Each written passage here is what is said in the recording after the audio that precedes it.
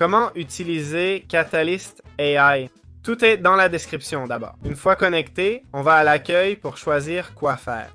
On peut générer à partir d'une idée ou d'un script. OK? Un projet vierge, un pré-réglage pour plusieurs vidéos du même thème, comme un modèle réutilisable, d'accord?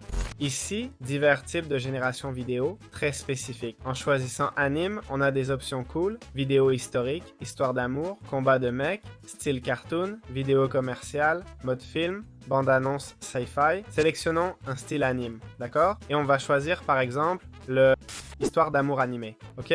On va le laisser générer lui-même le script. On peut créer de 5 à 50 scènes. D'accord? Je ne sais pas si on peut écrire. Non, c'est limité. Créons, disons, 20 scènes, ok?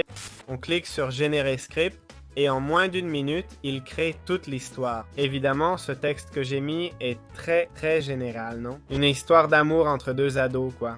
Eh bien, oui. Ici, on peut aussi changer ce qui est écrit, ok? Si le script ne nous plaît pas, on peut demander de le réécrire, changer des détails, ajouter un portrait, ce qu'on veut. Ça nous donne un aperçu des 20 scènes qu'on a créées, ok? Comme vous voyez, ça décrit un peu le perso, à l'école, une fille timide, etc. Ici, on lirait le script et si quelque chose ne nous plaît pas, on le changerait, ok? Là, tout me semble parfait. On va cliquer sur Suivant, d'accord? En fait, il faudrait cocher, mais bon, passons. Et là, on nous redemande le style, vous voyez? C'est-à-dire, si on veut du style anime, mais quel type... Quel genre d'anime, non? Animation 3D, ben non, hein? On veut un anime classique. C'est le style pour l'image et la vidéo. Alors, choisissez bien, ok? On clique sur Suivant.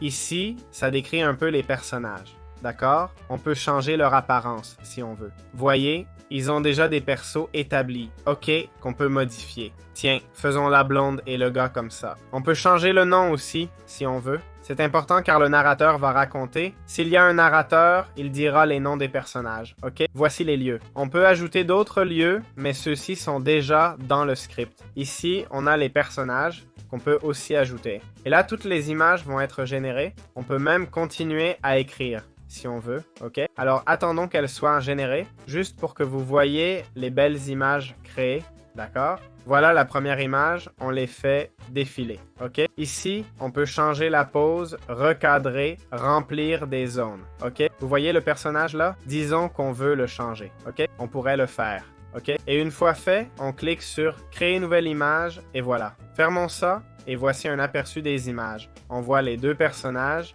ils se rencontrent, parlent, blablabla, ok? Et regarde, à la fin, ils s'embrassent, même, ok? Ensuite, tu cliques sur Créer vidéo, ok? Ça va commencer la timeline. Et voilà, la vidéo était faite, ok? Ici, la vidéo n'est que des images, ok? Pour avoir des vidéos, on clique sur Générer vidéo, avec musique incluse, ok? On peut ajouter notre musique, notre narrateur. Le narrateur est déjà là, ok? Mais on peut aussi uploader notre propre audio si on veut, ok? Pour générer les vidéos, générer vidéo, mais attention, ça coûte des crédits, ok? Et si on n'a pas de crédit, évidemment, les vidéos ne seront pas générées, ok? Et voilà, c'est comme ça que ça marche.